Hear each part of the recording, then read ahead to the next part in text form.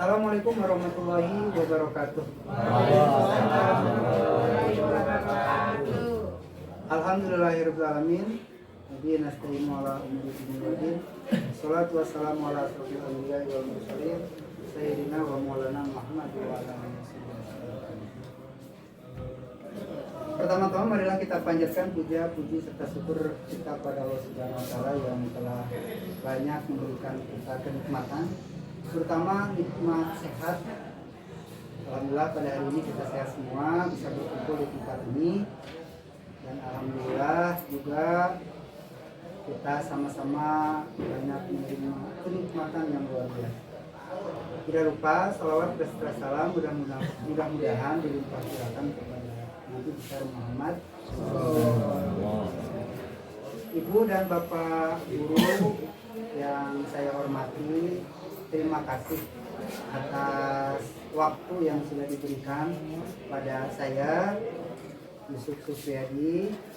Saya adalah CGP Angkatan 9 Kabupaten Sukabumi, perwakilan dari SMK Negeri 1 Cipalarang. Pada kesempatan kali ini kita akan sama-sama sharing atau sesi berbagi mengenai budaya positif yang ada di sekolah kita. Nah, sebelum saya mulai, mungkin dari Bapak dan Ibu sudah tahu lah seperti itu tentang budaya positif, bahkan ada yang lebih tahu daripada saya. Oleh karena itu mohon maaf apabila saya berani-beraninya lah seperti itu menunjukkan Ibu dan Bapak semua, tidak lain dan tidak bukan kita hanya berbagi sharing ilmu kita tentang budaya. Mudah-mudahan apa yang nanti akan saya sampaikan bermanfaat bagi kita semua dan tentu saja berguna bagi sekolah kita dan lebih maju lagi untuk sekolah kita. Nah, pada sesi kali ini saya akan menjelaskan apa itu budaya positif. Budaya positif itu merupakan perwujudan dari nilai-nilai atau keyakinan universal yang diterapkan di sekolah. Sebetulnya bukan hanya di sekolah ya, tapi di rumah juga harus. Karena anak-anak itu di sekolah hanya beberapa jam saja. Dari satu hari 24 jam mungkin hanya 8 jam saja selebihnya di luar atau di rumah. Oleh karena itu budaya positif ini baik sekali diterapkan di sekolah maupun di rumah untuk siswa kita. Selanjutnya, mengapa budaya positif itu penting dikembangkan di sekolah? Karena alasannya yang pertama, budaya positif akan menimbulkan rasa aman dan nyaman. Jadi dengan penerapan budaya positif di sekolah, siswa itu akan merasa aman dan nyaman. Kalau siswanya aman dan nyaman, otomatis gurunya pun akan nyaman, akan senang. Nah, kita bayangkan kalau misalkan di kelas itu ada yang berkelahi, otomatis gurunya pun akan ikut repot ya. Apalagi misalkan Pak Yogi yang sudah berpengalaman di bidang kesiswaan, mengurus ke polsek dan sebagainya, itu sangat repot. Nah, dengan penerapan budaya positif mudah-mudahan siswa akan lebih merasa aman dan nyaman, dan belajarnya pun akan semakin efektif dan mengurangi tadi itu kenakalan remaja dan sebagainya. Alasan yang kedua, mengapa budaya positif itu penting? Yang kedua adalah dapat mendorong murid untuk mampu berpikir, bertindak, dan mencipta sebagai proses memerdekakan dirinya. Apa yang kita sudah ketahui bahwa sekarang itu sudah diterapkan kurikulum merdeka, walaupun mungkin hanya diterapkan baru di kelas 10 dan kelas 11. Nah, dengan mampu berpikir secara merdeka, anak pun atau siswa pun akan lebih banyak berpikir yang lebih positif mungkin ya seperti itu, dan bertindak yang positif. Juga ya, diharapkan bisa mencipta itu berinovasi lah seperti itu. Banyak contoh mungkin di luar sana ya, siswa bisa menciptakan alat yang terbarukan atau paling tidak memodifikasi alat seperti itu. Apalagi kita adalah jurusan teknik mesin, jurusan yang memproduksi. Seyogyanya lah seperti itu, kita bisa menciptakan sesuatu yang baru atau paling tidak memodifikasi alat-alat yang baru. Kemudian alasan yang ketiga, tanggung jawab kita sebagai seorang pendidik, yaitu sebagai seorang pemimpin pembelajaran. Apa yang disebut dengan pemimpin pembelajaran nanti akan kita bahas di slide berikutnya. Alasan selanjutnya yaitu menciptakan lingkungan yang mendukung pertumbuhan, pengembangan, dan kebahagiaan siswa. Jadi siswa itu harus bahagia ya, harus bahagia. Karena kata Ki Hajar Dewantara, pembelajaran itu harus berpusat pada siswa. Jadi dipusatkan ke siswa. Bagaimana supaya siswa bahagia? Nah, salah satunya adalah penerapan budaya positif.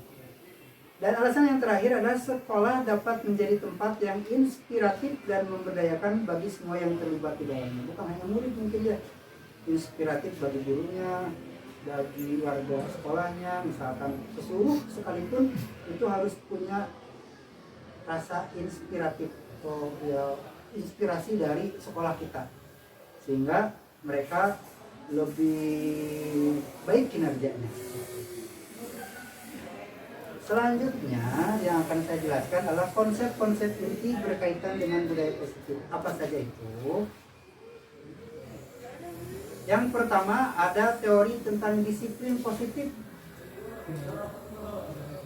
Teori tentang disiplin positif ya. Apa itu yang disebut dengan disiplin positif?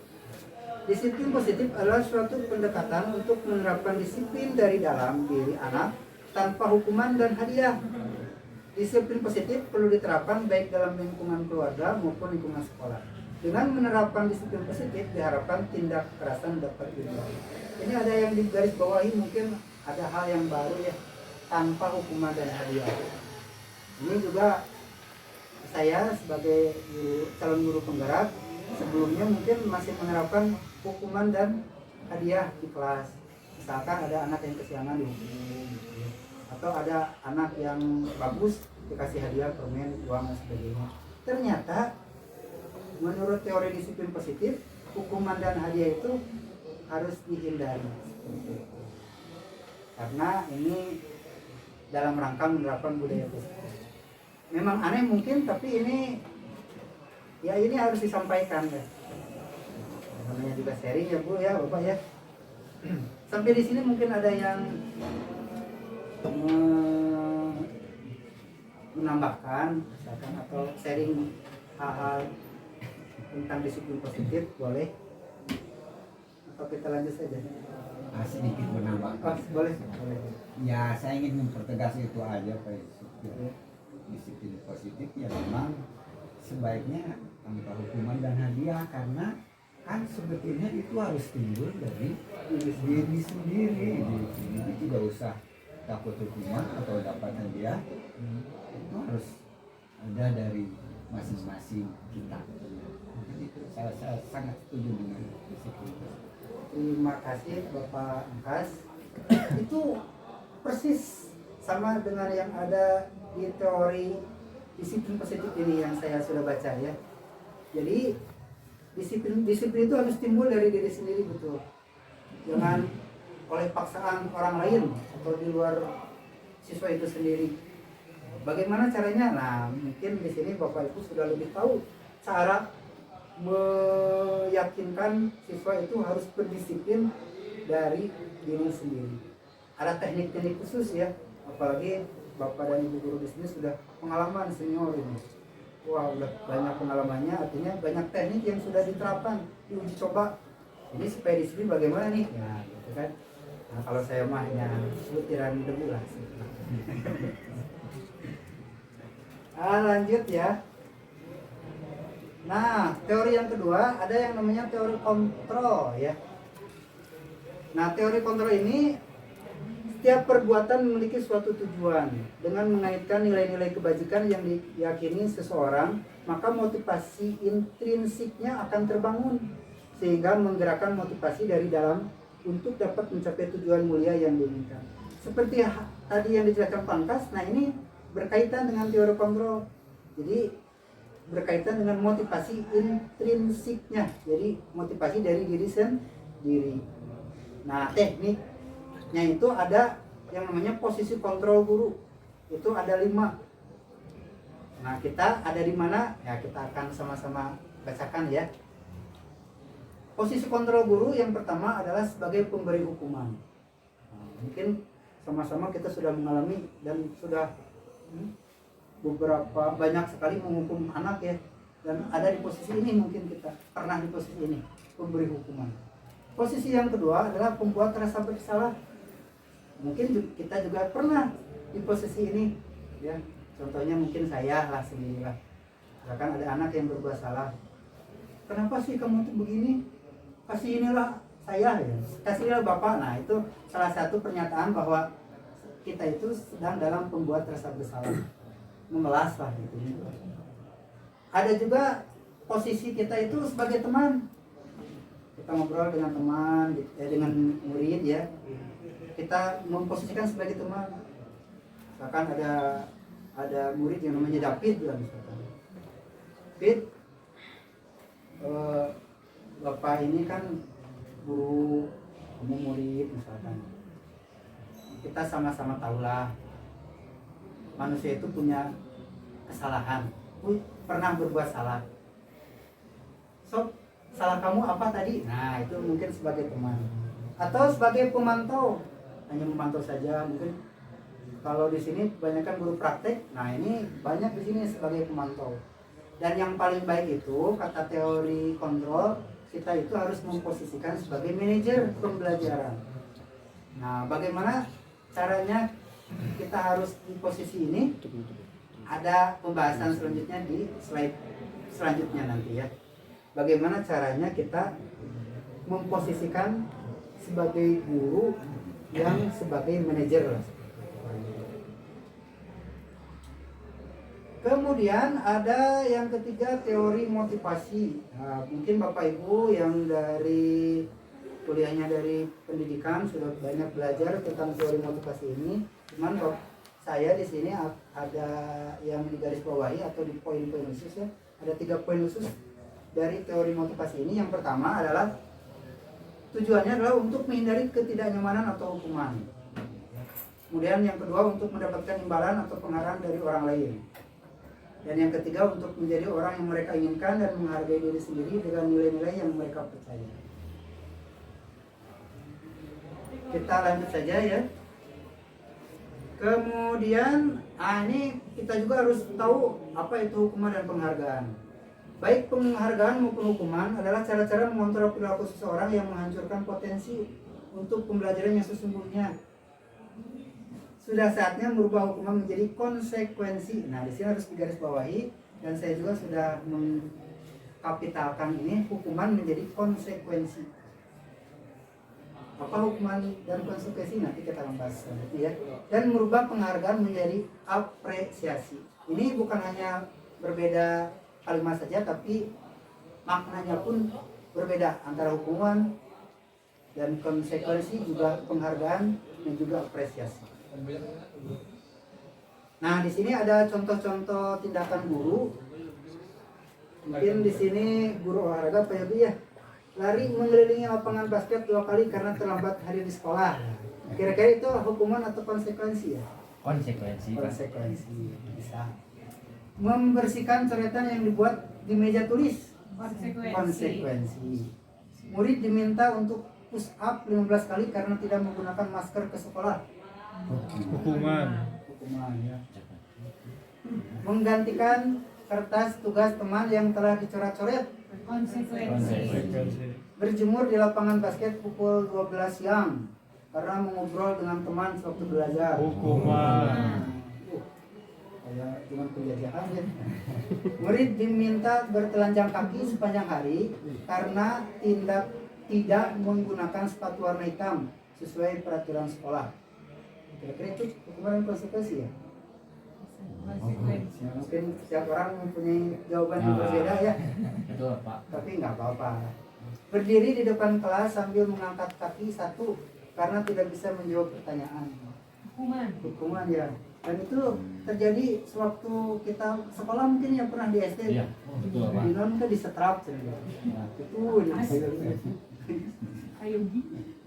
Kemudian ada membersihkan tumpahan air di meja tulis karena tersenggol pada saat belajar. Konsekuensi. Jadi kita harus bisa membedakan antara hukuman dan konsekuensi. Bukan berarti kita tidak boleh menghukum ya, tapi boleh lebih ke konsekuensinya. Jadi harus dijelaskan dulu siswanya. Nah, kita juga harus tahu kebutuhan dasar manusia. Karena siswa kita adalah manusia, maka kita harus tahu kebutuhan dasar manusia. Nah, yang pertama, mereka membutuhkan bertahan untuk hidup. Masa kita harus misalkan gantung diri hukumannya, kan nggak bisa ya. Sudah menyalahi hak asasi manusia. Misalkan atau ditembak mati ya. Nggak mungkin juga kan.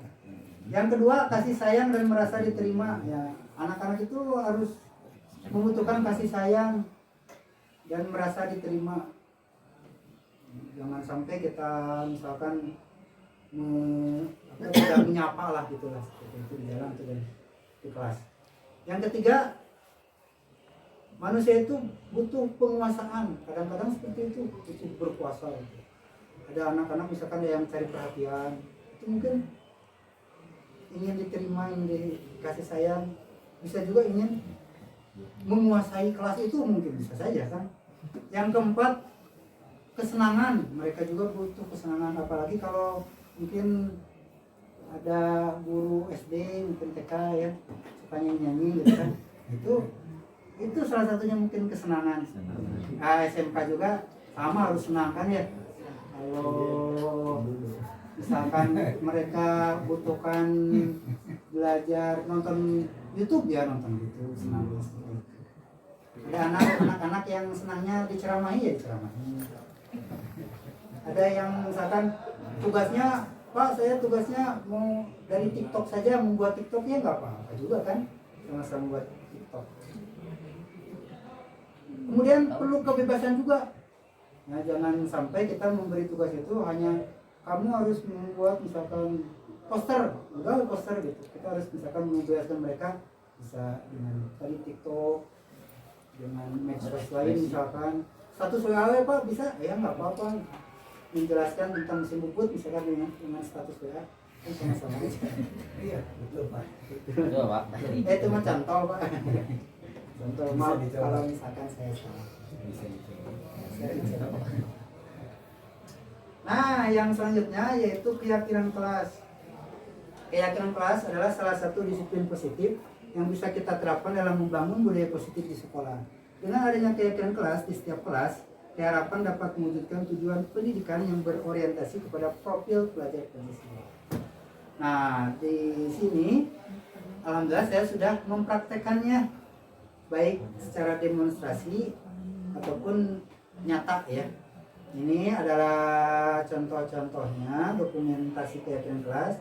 Saya kemarin hari Senin ya di kelas 11 TP3 mereka menuliskan di kertas yang warna-warni itu keyakinan kelas yang ingin mereka yakini di kelas itu ya. Misalkan saya ingin datang tepat waktu, keyakinan kelasnya disiplin. Ada juga yang menuliskannya dalam kalimat negatif, misalkan tidak boleh membuang sampah sembarangan. Nah, saya betulkan dengan kalimat positif karena keyakinan kelas itu harus dalam bentuk kalimat positif Pak. Misalkan tadi tidak boleh buang sampah sembarangan dirubah menjadi menjaga kebersihan. Jadi harus kalimat-kalimat positif supaya perilaku mereka juga positif, membiasakan positif. Karena menurut yang saya baca, yang saya dengar, anak-anak itu atau siswa itu mempunyai alam bawah sadar ketika kita menyebut sesuatu. Nah, tersimpan di alam bawah sadar mereka. Jika kita menyebutkan hal-hal yang negatif, maka takutnya dikhawatirkan kalimat-kalimat negatif itu masuk ke alam bawah sadar mereka. Jadi diusahakan yang keluar dari kita itu kalimat-kalimat positif. Nah, di sini juga di keyakinan kelas juga diusahakan semuanya dalam bentuk kalimat positif. Ini foto yang ke berikutnya ya. Saya berfoto nih banyak ya. Karena siswa saya laki-laki semua. Ini adalah contoh dari keyakinan kelas yang sudah saya tempel. Bapak dan Ibu bisa baca di ruang 24 ya kalau masih ada itu juga. Mudah-mudahan masih ada. Masih. Ya Bapak Ibu disambil saja Bapak Ibu silakan. Yang belum sarapan silakan santai saja. Ini Bapak Ibu yang di depan silakan. Silakan. Baru. Nah, ini Tadi oleh. dokumentasi keyakinan kelas juga ini ya. Ini saya sudah berdamai dengan Ripali ini. Oh, Kayaknya ini yang menguasai kelas ini nih. handsome, handsome. Ini juga saya sudah berdamai dengan KM-nya juga sama alhamdulillah. Kemudian ada beberapa siswa yang biasanya nyeletuk di kelas ya. Ya, Saya juga kasih hegar ya ini. Hegar sama. Celetuk. Nah, alhamdulillah sekarang sudah agak turun lah gitunya. Egois nanti sih. Si Ilham juga. Ya sebetulnya banyak dokumen yang saya ambil, cuman ini beberapa saja yang saya tampilkan, mudah-mudahan bisa menggambarkan lah yang saya sudah lakukan kemarin. Nah, ini yang terakhir Bapak Ibu ya. Ini teknik untuk menerapkan budaya positif di kelas, yaitu teknik segitiga restitusi. Segitiga restitusi, apa itu segitiga restitusi? Segitiga restitusi adalah merupakan proses untuk menciptakan kondisi bagi murid untuk memperbaiki kesalahan mereka, sehingga mereka bisa kembali pada keyakinan kelas dan menumbuhkan budaya positif dalam diri. Nah, jadi apa yang sudah Pangkas jelaskan juga, Bapak mangga silakan aja, silakan. Ada. Di sini di mana ya? Ada yang enggak ini aja. Di sini Pak. Nggak apa-apa. Di sini aja. Ini mana Pak? Oh nggak apa-apa. Nah, ada beberapa tahapan dalam segitiga restitusi ini. Yang pertama, menstabilkan identitas. Yang kedua, memvalidasi tindakan yang salah. Dan yang ketiga, menanyakan keyakinan. Hal ini sebetulnya saya sudah bikin video, walaupun berskenario ya. Tapi saya akan berusaha tampilkan video ini. Contoh penerapan segitiga restitusi.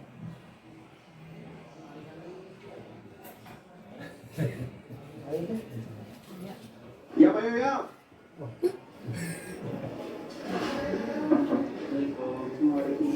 Silakan Mas. Ya, silakan.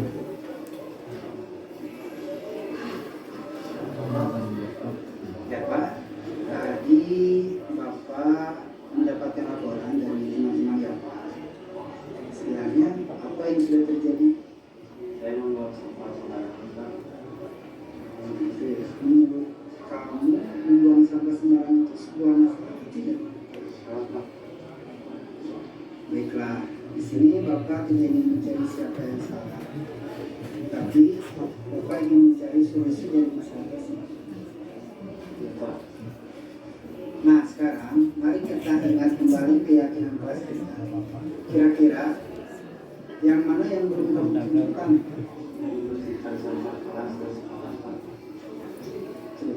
Sekolah ya.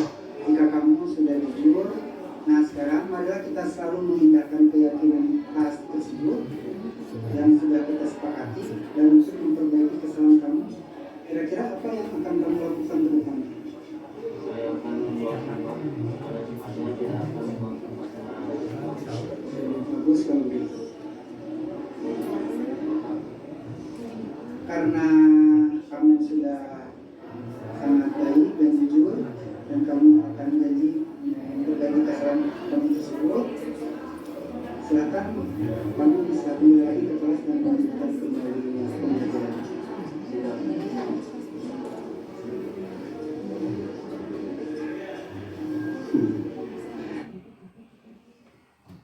Nah, itu mungkin Bapak dan Ibu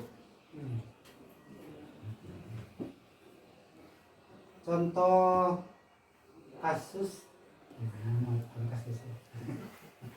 contoh inilah skenario dari penerapan teknik segitiga restitusi.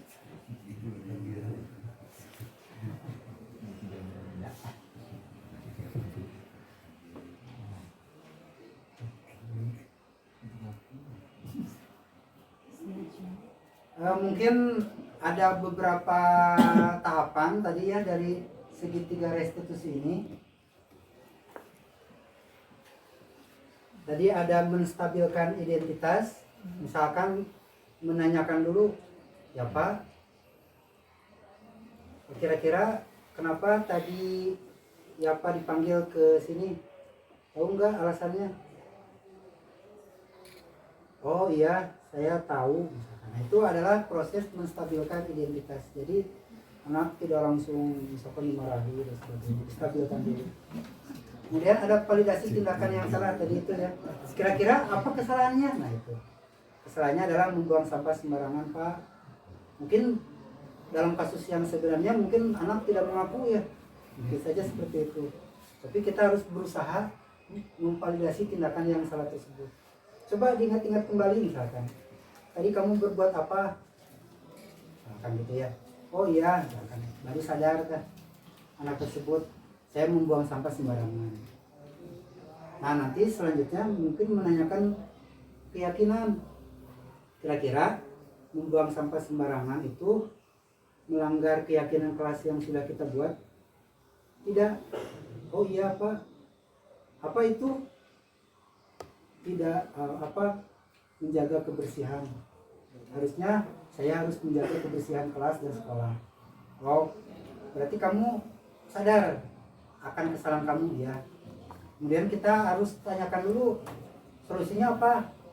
Apa yang harus kamu perbaiki dari kesalahan tersebut gitu ya.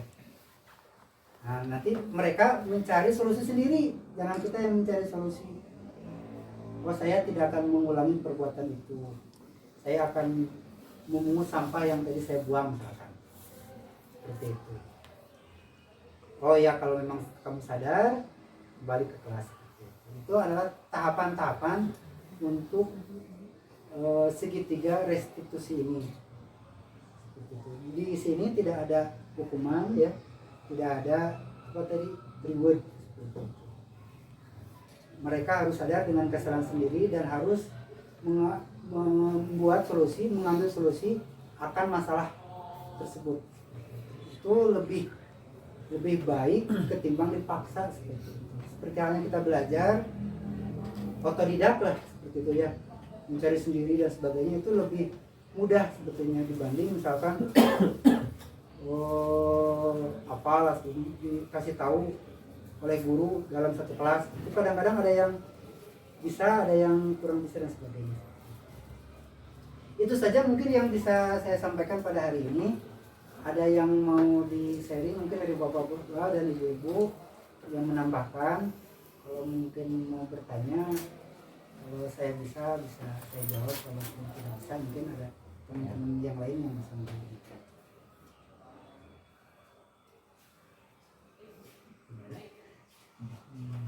Bu Nining, Pak. Ini mungkin Ya. yang pengalaman. Ya, pengalaman dan banyak pertanyaan. Gini Pak, kan tadi segitiga restitusi namanya itu adalah buang sampah. Nah, gimana dengan kasus kita kan SMK dan pertama mungkin jurusan teknik pemesingan, di mana hampir ya dari 7 kelas 1 orang perempuan, sisanya laki-laki, dan apa namanya itu mereka unik gitu satu sama lainnya. Nah, terutama untuk masalah-masalah yang di luar sekolah yang akhirnya menyangkut bukan cuma peraturan sekolah tetapi juga melanggar peraturan masyarakat ataupun sosial, bahkan mungkin peraturan perundang-undangan. Apakah itu juga masih bisa diterapkan segitiga restitusi atau segitiga restitusi itu ada batasan-batasan untuk permasalahan jenis permasalahan? Oke, terima kasih Ibu yang sudah bertanya ya, mudah-mudahan saya bisa menjawabnya. Mungkin ada yang lain yang bisa menjawabnya atau saya gitu. Begini Ibu ya, jadi dari pengalaman saya ada beberapa kasus misalkan tawuran ini kan sudah di luar lingkungan sekolah ya, di jalan seperti itu. Ada yang sampai membawa ini alat dan sebagainya. Sampai saya pernah juga sama Pak Yogi yang nginep di Polsek gitu. Karena ketawuran tersebut, karena saya posisinya adalah wali kelas pada waktu itu. Dan anak saya itu menjadi korban. Saya di BAP itu. Dan yang saya pelajari, yang saya alami, ternyata proses BAP-nya itu polisi itu tidak dengan cara membentak-bentak Bu. Sama persis dengan segitiga restitusi ini. Mereka merayu dulu karena mungkin mereka lihat, oh ini anak-anak ini di bawah umur, ada batasan hukuman mungkin kalau di bawah umur seperti itu. Dirayu dulu gitu ya. Coba kamu kemarin minum apa? Oh iya Pak, minum itu yang berwarna-warni misalkan gitu ya.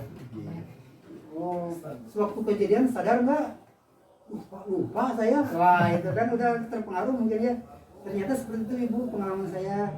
Jadi polisi juga sebetulnya sudah menerapkan ini, dan ini sebetulnya diterapkan terlebih dahulu di dunia hukum karena kan namanya restitusi. Nah, menurut saya segitiga restitusi ini diadopsi dari dunia hukum ke dunia pendidikan. Menurut saya, mudah-mudahan jawaban saya tidak puas. Kalaupun ada batasannya enggak, ya semua teori, semua teknik ada batasannya Bu. Tidak semua teknik itu dipakai dalam kondisi apapun lah gitu. Ada kondisi-kondisi tertentu yang tidak bisa menggunakan teknik tersebut. Contohnya renang, membuat kesalahan, kaku kakinya, masa harus kita gunakan segitiga restitusi? Dia harus langsung ya. Berarti refleks gitu ya. Teknik refleks. Langsung diangkat lah gitu. Masa harus tanya dulu, Salahnya apa ini? Wah, keburu maut lah. Jadi dalam kondisi dan situasi tertentu, teknik ini mungkin kita, saya harus memposisikan sebagai manajer kan nggak mungkin juga ya. Ya mungkin bisa apalah sebagai penghukum langsung ke sana, angkat gitulah, dan sebagainya. Itu mungkin Ibu, mudah-mudahan jawabannya tidak melantur kemana-mana. Mudah-mudahan. Itu saja, mungkin ada yang mau menambahkan. Bapak-bapak di depan silakan mau menambahkan. Bapak Mandala silakan mau. Enggak. Kalau tidak ada mungkin kita tutup saja ya. Karena mungkin Bapak Ibu harus mengajar ke kelas juga. Saya ucapkan banyak terima kasih yang sebesar-besarnya kepada Bapak dan Ibu yang sudah meluangkan waktunya. Mudah-mudahan menjadi amal baik kita bagi kita semua. Kurang lebihnya mohon maaf. Bila taufiq wal hidayah. Assalamualaikum warahmatullahi wabarakatuh. Waalaikumsalam warahmatullahi wabarakatuh.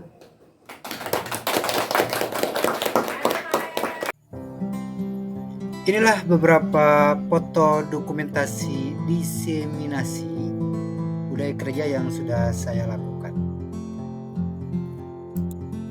Pada slide ini ada beberapa foto yang bisa saya tampilkan, yaitu pada proses diseminasi.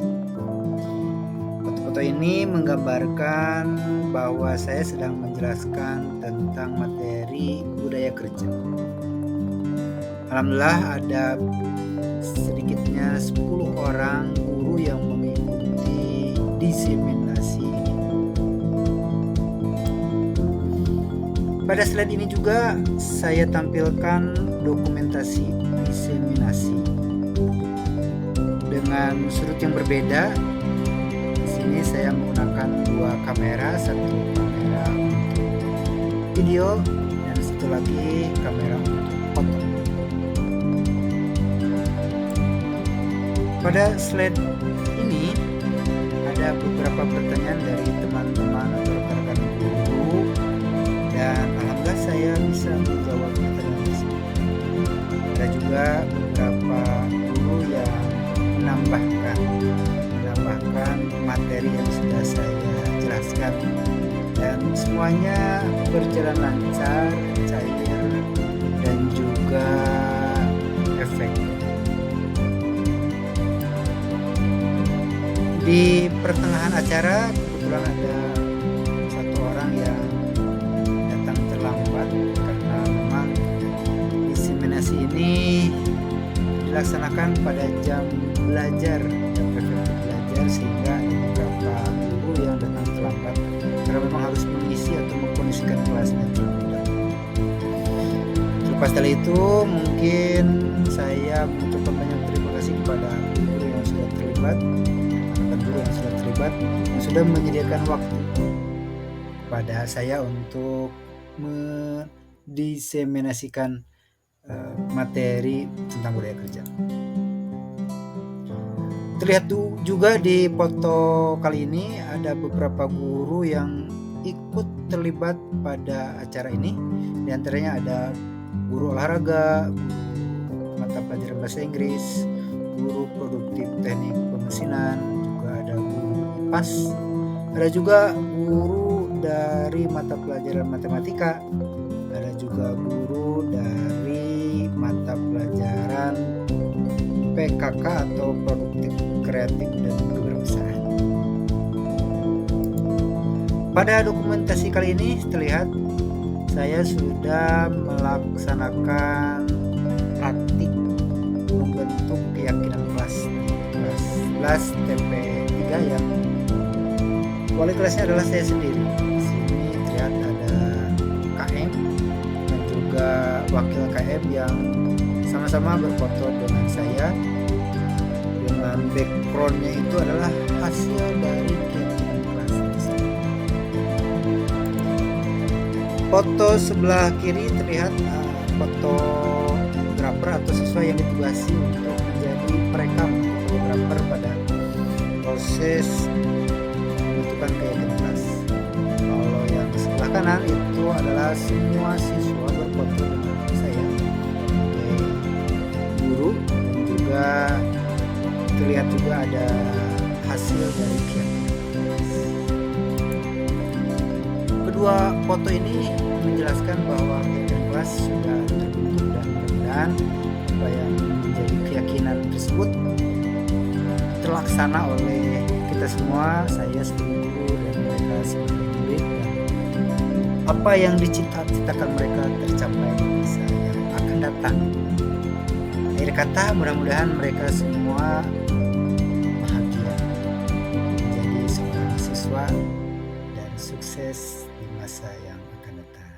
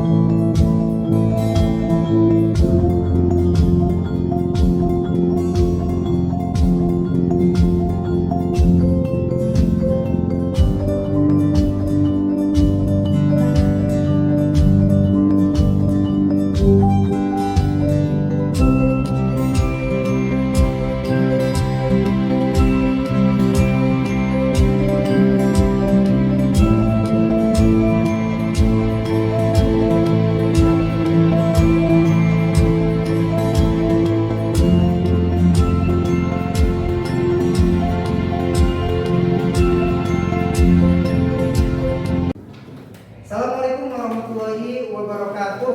Waalaikumsalam warahmatullahi wabarakatuh. Alhamdulillahirrahmanirrahim. Pada kesempatan kali ini kita diberi kesempatan yang luar biasa, kenikmatan yang luar biasa. Oleh karena itu, marilah kita ucapan puja, puji serta syukur pada Allah Subhanahu wa taala yang telah memberikan kenikmatan yang luar biasa pada kita. Pada hari ini kita akan sama-sama membentuk ya atau menyepakati keyakinan kelas. Sudah tahu ya contoh-contoh keyakinan kelas, mungkin antaranya adalah disiplin, tertib dan sebagainya. Hindari kata-kata atau kalimat yang negatif. Contoh, tidak datang terlambat, nah itu hindari. Diganti dengan misalkan datang tepat waktu, atau misalkan jangan membuang sampah sembarangan. Nah itu diganti dengan buanglah sampah pada tempatnya. Nah di sini Bapak ada kertas yang harus kalian isi dengan kalimat atau kata-kata keyakinan kelas. Satu orang satu lembar. Supriyatna pun terjadi bagikan satu orang. Bantu.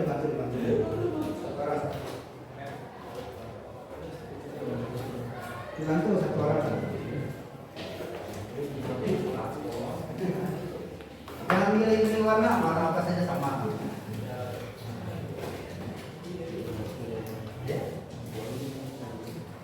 Ada yang belum bagian? Yo, bentar. Dipercepat.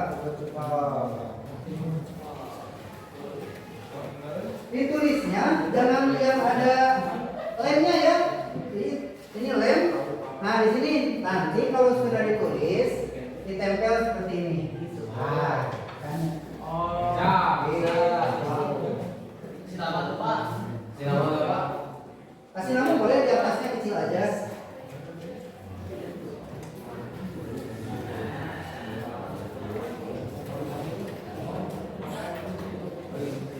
Ada yang belum kebagian? Ada yang belum kebagian? Udah ada ya? Ada sisa? Nggak apa-apa, kita simpan aja. Nah, Bapak kasih waktu untuk menuliskan kalimat-kalimat positif yang akan menjadi keyakinan kelas. Boleh 1, boleh 2, boleh sebanyak-banyaknya boleh.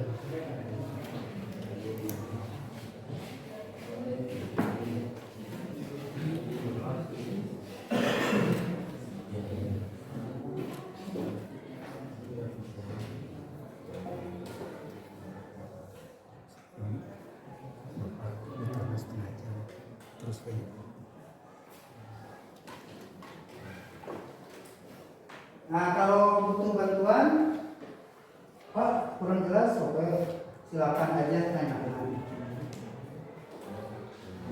Contoh piagam kelas, wah kreatifnya gitu kan, nggak apa-apa silakan. Ini ya.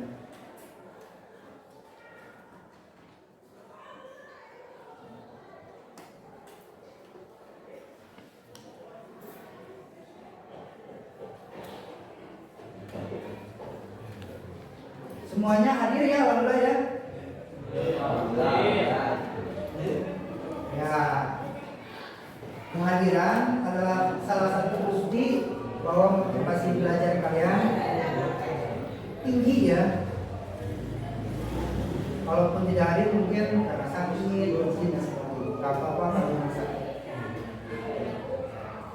Nah, kalau kalian sudah menuliskan kalimat-kalimat positif yang akan menjadi keyakinan kelas, silakan boleh ke depan dengan tertib menempelkannya di sini, biar ke bawah atau ke kanan ya. Kalau sudah ke bawah ke kanan atau ke kanan dulu boleh.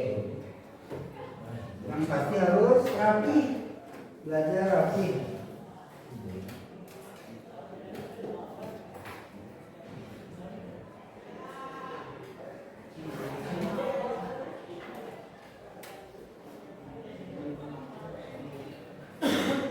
Menarik balik beres selesai.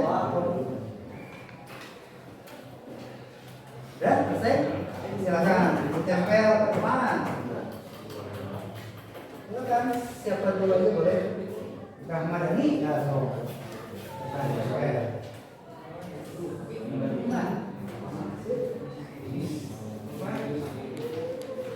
Silakan boleh ditempel ke sebelah kanan dulu ya. Ini yang kasih jalan lah. Kasih jalan ke depan. Sip. Sip. Oke. Silakan ke kanan dulu. Jalan. Terus kasih jalan ke kanan. Bawah dikit.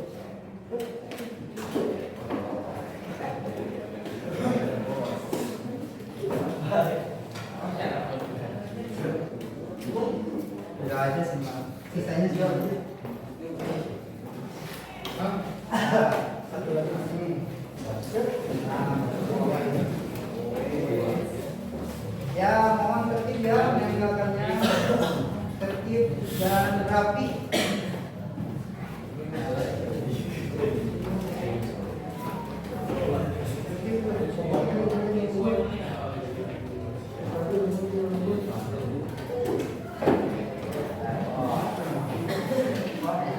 Kalau sudah silakan boleh duduk kembali ya. Kalau sudah boleh duduk kembali.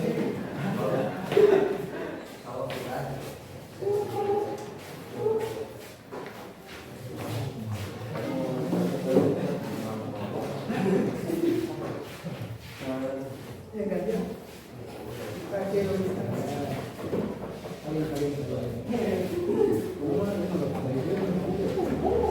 Kali.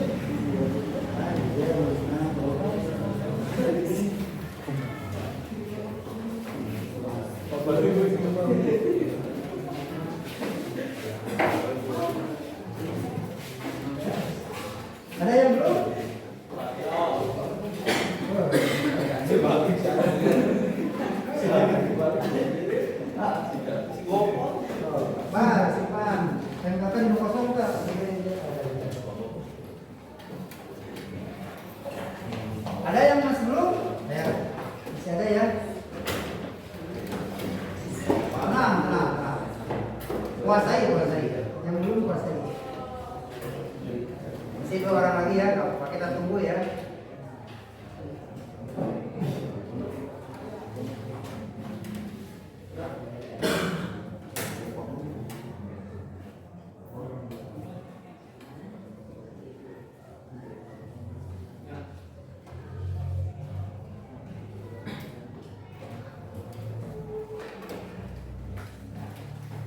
Di Bali ada kesulitan? Di Bali.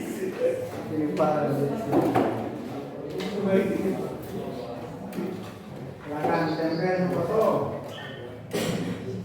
Yang kosong mana? Tadi.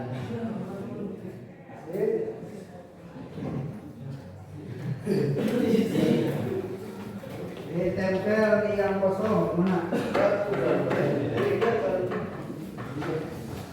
Oke. Sudah semuanya ya? Sudah. Tidak ada yang terlewat?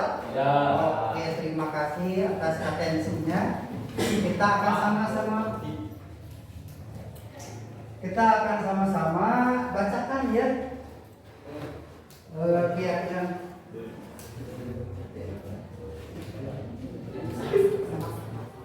Kita akan sama-sama bacakan ya. Bapak tidak akan menyebutkan nama, tapi akan menyebutkan ya apa yang kalian tulis, keyakinan apa yang kalian tulis. Pertama ini masuk kelas tepat waktu berarti termasuk disiplin ya. Ya. Betul tidak? Betul. Disiplin. Kemudian membuang sampah pada tempatnya. Oke. Oh, itu juga menjaga kebersihan ya. Menjaga Kebersihan. kebersihan. Kelas atau sekolah. Kemudian saling menghormati satu sama lain. Oh, berarti menghormati. Menghormati sesama, itu tidak ya? Kemudian berbicara, sopan kepada orang yang lebih tua, berarti menghormati guru lah, artinya. Guru. Kita akan coba di sini yang lainnya mandiri. Nah, ini ada yang baru Mandiri. Untuk selanjutnya mungkin bisa dibantu untuk menuliskannya. Priyatna. Bantu Bapak ya, nomor 6. Bertanggung jawab, berarti nomor 6 bertanggung jawab. Kemudian itu ada tertib. Setuju tertib? Harus tertib, setuju tidak? Yo. Ini nomor 7 tertib. Kemudian ada lagi saling menghormati dan menyayangi. Ini sama ya. Menghormati sesama, menghormati guru. Nah, ini lagi. Kemudian ada sopan, nah, menghormati juga kan ya. Peduli terhadap orang lain, nah sama juga menghormati ya. Lewat saja buang sampah, ada tadi disiplin, tertib, bertanggung jawab, mandiri ada.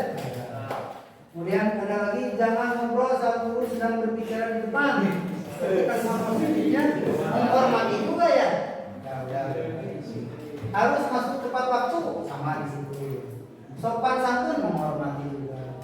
Harus mendengarkan guru saat berbicara, itu apa itu? Menghormati. Belajar tepat waktu. Disiplin. Disiplin jujur, jujur, mandiri, sopan. Attitude, itu namanya sikap ya. Sikap berarti disiplin juga ya. Dan menghormati. Buang sampah tidak terlambat.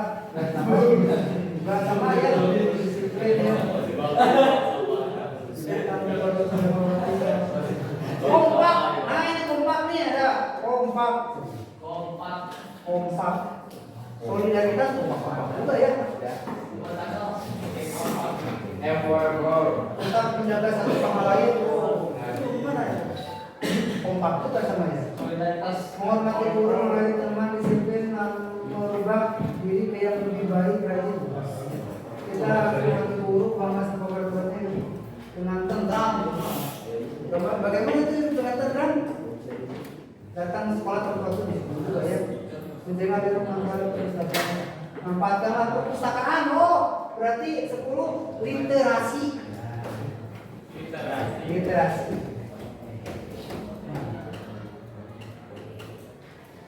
Sebaik mungkin adalah penyelesaian karena sesuai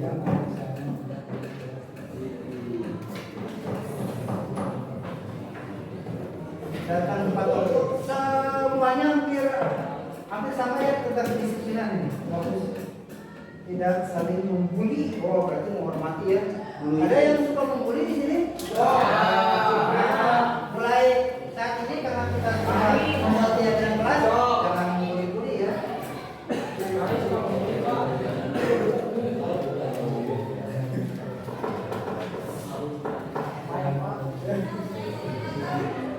Masuk kelas tepat pada waktu, harus rajin sekolah di sini juga ya, jangan dibuang sama sekolah.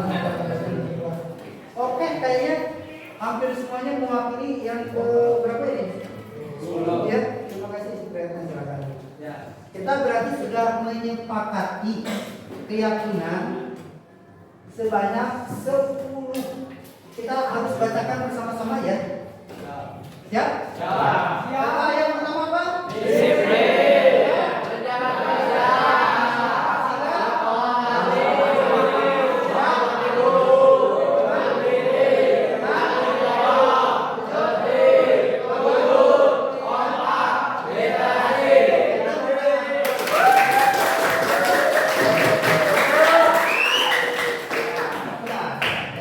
Jangan terlalu banyak ya, ini semuanya harus kita yakini ya, harus kita sepakati ya. Ada yang tidak sepakat atau apa gitu? Tidak setuju? Kalau tidak ada, kita sama-sama abadikan ya. Kita akan berfoto bersama di sini. Nanti tolong siapa? Kameramen ya. Nanti untuk memfotokan, kemudian nanti tetap video ya. Nah, silakan untuk mengabadikan semuanya ke depan dengan tertib. Kita akan berfoto bersama dengan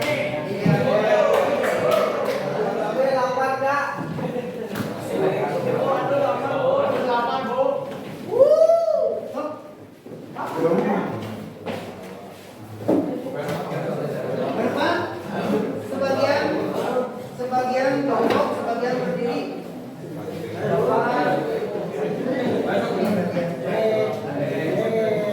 Topinya tetap dibuka. Topinya dibuka. Ayo berdepan. Ini penghalangi itu. Ada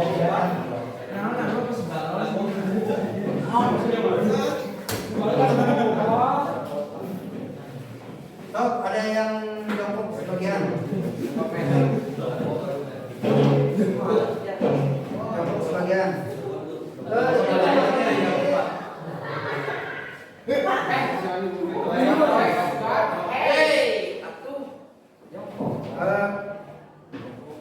Kamu tuh tong di video di foto ya. Itu kan. Foto mana yang depan? Coba ke dia lah. Jadi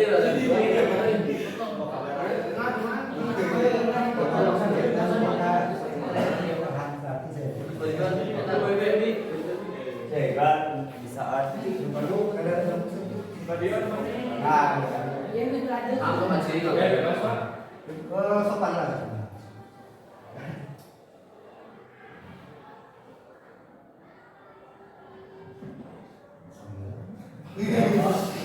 Satu, dua, tiga. So, salam literasi apa kita? Dicek Pak. Gitu Terus 1, 2, 3. Kemudian salam vokasi. Vokasi.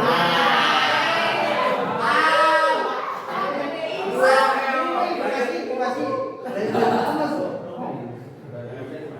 Vokasi. Nah, ya terima kasih.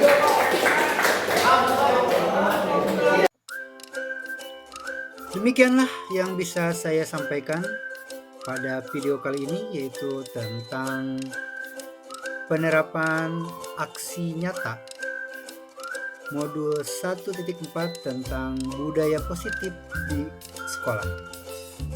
Adapun video ini juga menjelaskan tentang penerapan keyakinan kelas di SMK Negeri 1 Sukalarang. Akhir kata kami ucapkan banyak terima kasih kepada teman-teman yang mendukung, terutama saya ucapkan terima kasih kepada Allah Subhanahu wa Ta'ala yang sudah banyak memberikan nikmat. Kemudian ucapan terima kasih juga kepada Bapak dan Ibu. Kemudian ucapan terima kasih juga saya sampaikan kepada keluarga saya, istri dan juga anak saya. Kemudian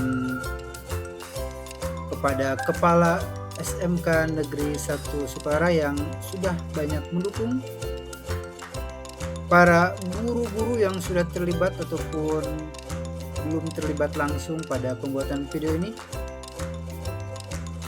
Tidak lupa saya ucapkan terima kasih kepada anak-anakku sekalian, siswa dan siswi jurusan Teknik Pemesinan SMK Negeri 1 Sukalarang yang sudah terlibat aktif pada pembuatan video kali ini. Akhir kata, saya ucapkan banyak terima kasih kepada semuanya. Billahi taufiq wal hidayah. Assalamualaikum warahmatullahi wabarakatuh.